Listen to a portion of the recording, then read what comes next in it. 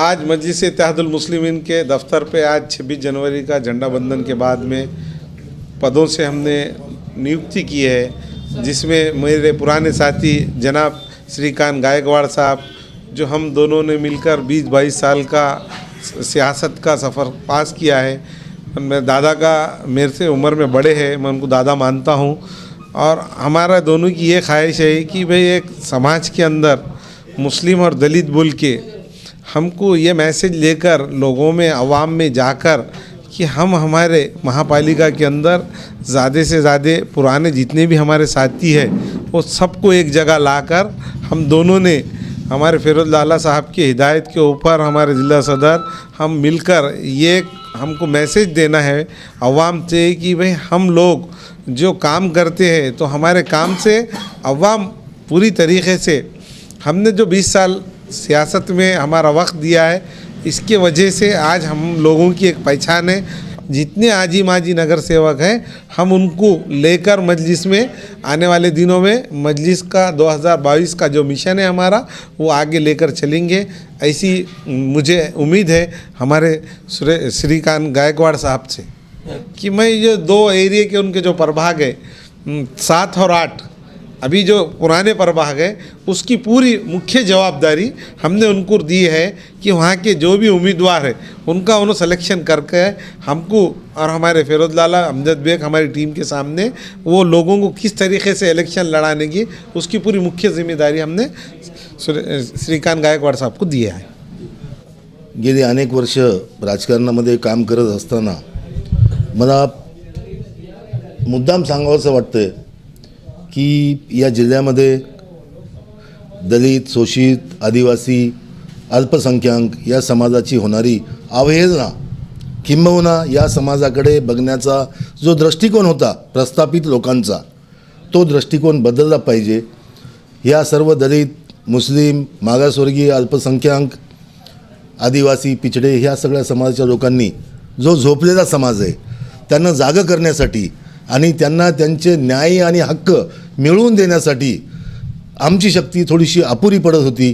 त्यामुळं ह्या 2 शक्ती जर एकत्र आल्या तर एक फार मोठा प्रचंड असा जनसमूह तयार होईल आणि त्यातून आम्हाला आमचे न्याय हक्क मिळवून घेण्यासाठी एक सोयीस्कर असा रस्ता निर्माण होईल आणि तो रस्ता हे आम्ही सर्व एकत्र आल्याशिवाय निर्माण होऊ शकत नाही अशी आमची धारणा झाल्यामुळं आज मी फिरोज दादा, माननीय चाऊस साहेब, जिल्हाध्यक्ष साहेब यांच्या नेतृत्वामध्ये या शहरामध्ये या जिल्ह्यामध्ये आणि जिथं जिथं दलित समाज, मागासवर्गीय समाज आहे त्या त्या ठिकाणी पक्ष सांगेल त्या ठिकाणी फिरून झोपलेल्या समाजाला जागे करण्याचं काम आजपासून मी सुरू केलं आहे। मी एका लाईनमध्ये तुम्हाला सांगतो, जे लोक MIMला जातीवादी म्हणतात तेच लोक जातीवादी आहेत, मग ते कितीही मोठे लोक असो।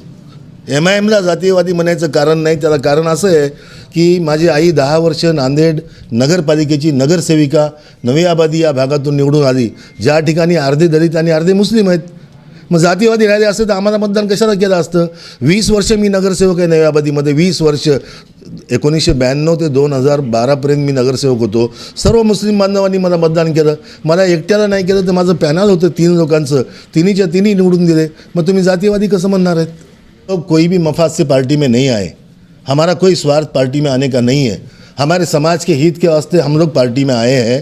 पार्टी जो भी जवाबदारी देंगी, पार्टी जो भी हमको पद देंगी या नहीं भी देंगी तो हम पद के लिए आए वाले नहीं हैं। हम पार्टी में काम करके मजबूती से पार्टी को एक एक एक एक जैसा मराठी में एक मन है, थेंबे थेंबे तळे साचे, बूंद बूंद से सागर भरता है, तो हम बूंद बूंद जमा करने के लिए पार्टी में आए। प्रभागातून 4 वेळेस निवडून आलो। आता कुणाचा मतदारसंघ आहे, कुणाचा प्रभाग आहे ते तुम्ही थोडासा विचार करून बोला। हा त्या प्रभागातून मी 4 वेळेस निवडून आलो, माझी आई 2 वेळेस निवडून आली, माझे वडील मुस्लिम लीगचे नगरसेवक होते नांदेडचे, एक उदाहरण आहे।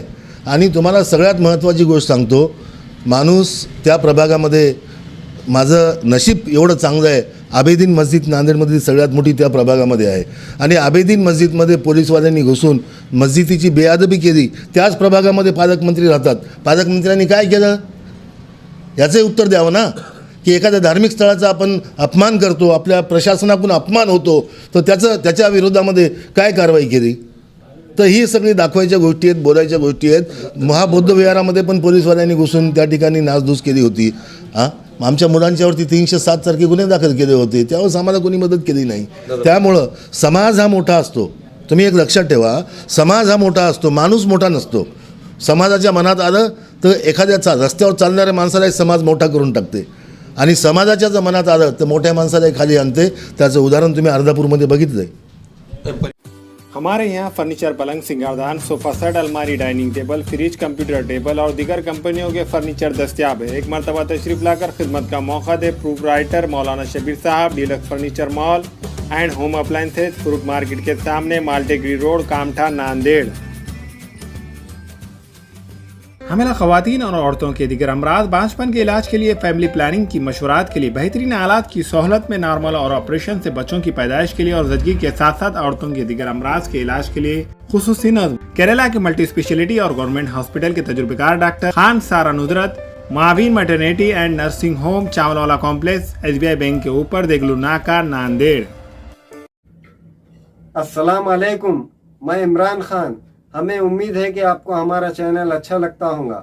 लेटेस्ट न्यूज़ के लिए देखते रहिए नांदेड़ उर्दू न्यूज़, और न्यूज़ के पसंद आने पर लाइक, शेयर और सब्सक्राइब करना ना भूलें.